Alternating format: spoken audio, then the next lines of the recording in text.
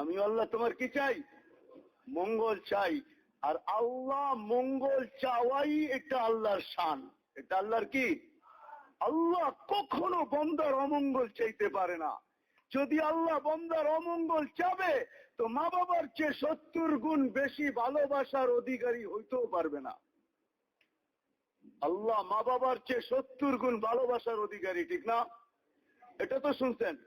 হ্যাঁ, বান্দাকে কত বেশি ভালোবাসে? 70 গুণ।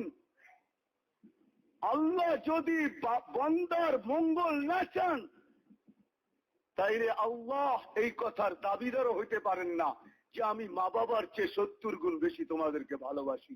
আল্লাহ শান না, আল্লাহ কারো অমঙ্গল চান না, আল্লাহ কারো অমঙ্গল চান না।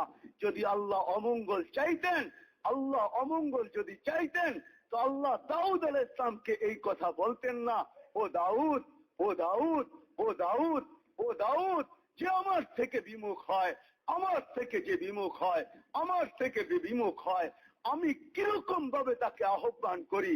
ও দাউদ সে যদি জানতো, সে যদি জানতো, সে যদি জানতো তো দাউদ কোনোদিন আমার রহমত থেকে বঞ্চিত হইতো না, নৈরাশ হইতো না, সে আমার রহমতের প্রত্যাশী হইত। এই জন্যই আল্লাহ বলেন মান আরাদা আন্নী নাদাইতুহু মিন কারিব।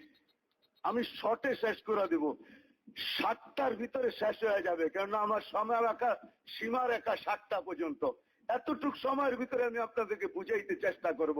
মেরে দোস্ত, মেরে দোস্ত, আজকে বুঝের অভাব আর কোন জিনিসের অভাব না, না বিদ্যার অভাব, না জানার অভাব, না টাকার অভাব, না মালের অভাব, না যোগ্যতার অভাব, কোন জিনিসের অভাব না। অভাব তো হলো বুঝের অভাব। বুঝের অভাব আর কোন জিনিসের অভাব না। আজকে বুঝ না থাকার কারণে, আমাদের ভিতরে বুঝ না আসার কারণে মেরে দোস্ত আমি তো বলি, হায় আল্লাহ আমাদেরকে ওই জমানা দেখাইলা যে এই জমানা মুসলমানকে বুঝাইতে হয়। ওই জমানা তুমি আমাদেরকে দেখাইলা আল্লাহ, এর আগেই উঠায় নিয়ে আনিতা। হাদিসে আছে এক জমানা আসবে, কবরের পাশ দিয়া যাবে আর চিৎকার দিয়া বলবে ইয়া লাইতানি কুনতু মাকানা, হায় আফসোস আমি যদি এই কবরে হইতাম তাইলে কতই না ভালো হইতো, আজকে যা চোখে দেখতেছি এটা আমাকে দেখতে হইতো না।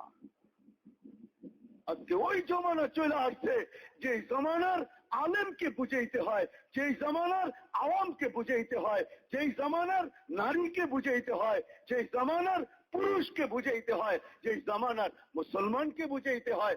এক জমানা ছিল মুসলমানকে বুঝাইতে হইতো না, নারীকে বুঝাইতে হইতো না, পুরুষকে বুঝাইতে হইতো না, আলেমকে বুঝাইতে হইতো না, কাউকেই বুঝাইতে হইতো না। সে তো নিজের বুঝে চলতো, শুধু চলতো না সারা দুনিয়াকে চালাইতো। জামানা ছিল ওইখানে কাউকে বুঝাইতে হইতো না, ওইখানে এই কথা বলতে হইতো না যে মসজিদ আবাদ করো। সে জানতো মসজিদের সাথে সম্পর্ক এটা আমার জিম্মাদারি, আমার সম্পর্ক মসজিদের সাথে হবে তো আমি সালামত, মসজিদ সালামত। আমার সম্পর্ক মসজিদের সাথে হবে না, না মসজিদ সালামত না আমি সালামত। বোঝেন আমার কথা? বোঝেন না? আমি সালামত না মসজিদ সালামত, আমিও নিরাপদ না মসজিদও নিরাপদ না। আমার সম্পর্ক মসজিদের সাথে হবে, মসজিদও নিরাপদ, আমিও নিরাপদ। আমি আল্লাহ তোমার কি চাই? মঙ্গল চাই। আর আল্লাহ মঙ্গল চাওয়াই এটা আল্লাহর শান। এটা আল্লাহর কি? আল্লাহ কখনো বান্দার অমঙ্গল চাইতে পারে না। যদি আল্লাহ বান্দার অমঙ্গল চাবে তো মা বাবার চেয়ে 70 গুণ বেশি ভালোবাসার অধিকারী হইতেও পারবে না। আল্লাহ মা বাবার চেয়ে 70 গুণ ভালোবাসার অধিকারী, ঠিক না? এটা তো শুনছেন। হ্যাঁ, বান্দাকে কত বেশি ভালোবাসে? 70 গুণ। আল্লাহ যদি বান্দার মঙ্গল না চান